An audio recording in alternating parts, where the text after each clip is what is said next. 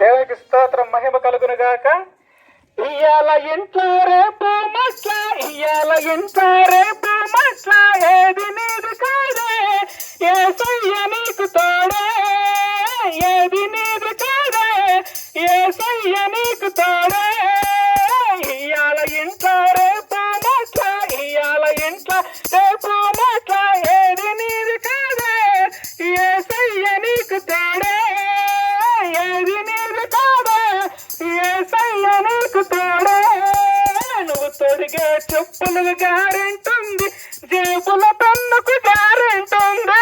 నువ్వు తొడిగే చెప్పులకు గ్యారెంటుంది, జేబుల పెన్నుకు గ్యారెంటుంది. గుండు సూదికి గ్యారెంటీ ఉంది, నీ గుండెకు గ్యారెంటీ లేదు. గుండు సూదికి గ్యారెంటీ ఉంది, నీ గుండెకు గ్యారెంటీ లేదు. ఇయ్యాల ఇంట్లో రేపు మట్ల, ఇయ్యాల ఇంట్లో రేపు మట్ల, ఏది నీది కాదే యేసయ్య నీకు తోడే, ఏది నీది కాదే యేసయ్య నీకు తోడే.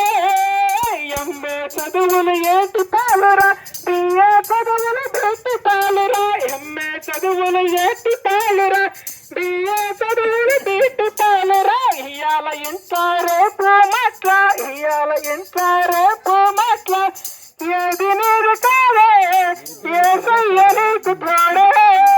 మేడల మెద్దలు ఎన్ని ఉన్నా, అందం సందం ఎంత ఉన్నా, మేడల మెద్దలు ఎంత ఉన్నా, అందం సందం ఎన్ని ఉన్నా, యేసయ్య లేనిది ఎన్ని ఉన్నా, అన్ని ఉన్నా అన్ని సున్నా. ఇయ్యాల ఇంట్లో రేపు మట్ల, ఇయ్యాల ఇంట్లో రేపు మట్ల, ఏది నీది కాదే యేసయ్య నీకు తోడే, ఏది నీది కాదే యేసయ్య నీకు తోడే.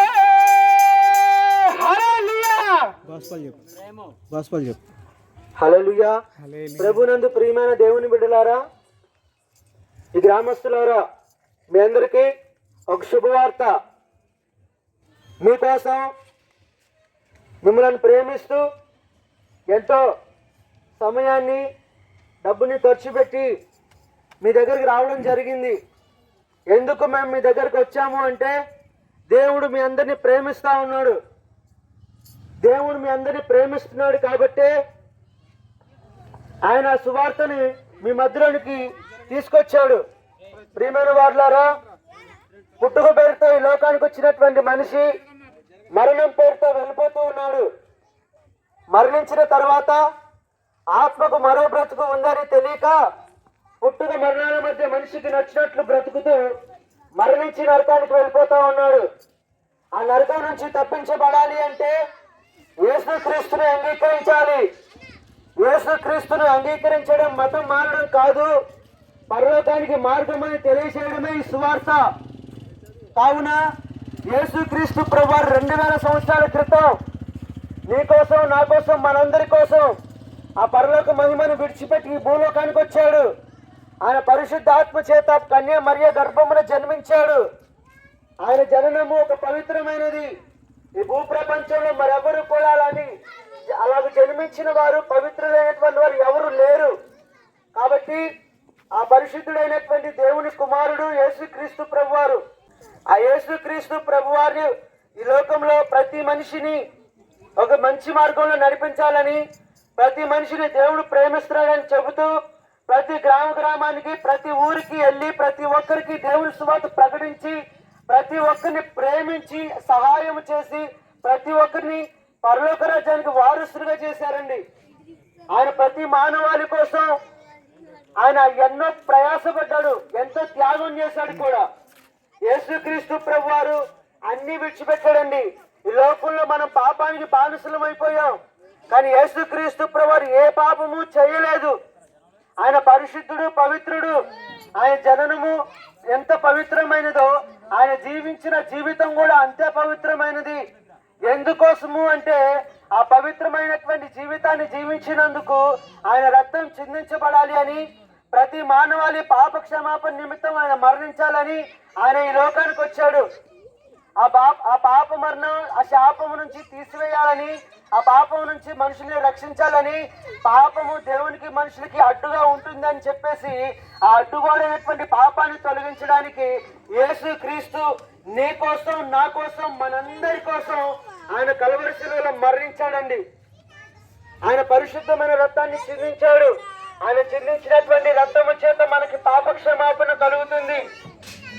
అంతేకాదండి, ప్రతి ఒక్కరూ చనిపోయిన వారు మళ్ళీ బ్రతుకుతారు అనే నమ్మకం ఎక్కడ ఉండదు. కానీ క్రైస్తవ్యంలో యేసు ప్రభు యందు విశ్వాసం ఉంచిన వారికి మాత్రం చనిపోయిన ప్రతి ఒక్కరు కూడా రక్షించబడతారు అనే నమ్మకము, ఆ ధైర్యము, ఆ శక్తి ఆయన పునరుత్థానం ద్వారా మనకి కలిగిందండి. ఆయన తిరిగి 3వ దినాన పునరుత్థానుడిగా తిరిగి లేచాడు, సమాధిని గెలిచాడు, మరణముని గెలిచాడు, మరణాన్ని ఓడించాడు, అపవాదిని ఓడించాడు. మనందరినీ ఆయన యందు విశ్వాసం ఉంచిన వారందరికీ కూడా అత్యధికమైనటువంటి విజయాన్ని ఇచ్చాడు. ప్రియమైన వారులారా, ప్రభు యందు విశ్వాసం ఉంచండి. మనం కూడా ఏదో ఒక రోజు చనిపోవలసినటువంటి వారమే. మనది ఈ లోకం కాదు. ఈ లోకంలో మనకి ఏది శాశ్వతం కాదు. ఏ బంధాలు కానీ, ఏ ఆస్తిపాస్తులు కానీ, అయిన వాళ్ళు కానీ ఏది కూడా మనతో రాదు, ఎప్పుడు స్థిరంగా ఉండవు. మనం చనిపోవలసినటువంటి వారమే. కాబట్టి ఈ యేసుక్రీస్తు ప్రభు వారి యందు ఎవరైతే విశ్వాసం ఉంచుతారో వారు చనిపోయినా తిరిగి బ్రతుకుతారని, ప్రభు వారిని బ్రతికిస్తారు అని, ఆ బ్రతికించినటువంటి ఆ ప్రభు మన ఆత్మలను ఆయన పరలోక రాజ్యంలోనికి అక్కడికి తీసుకొని వెళ్తాడు.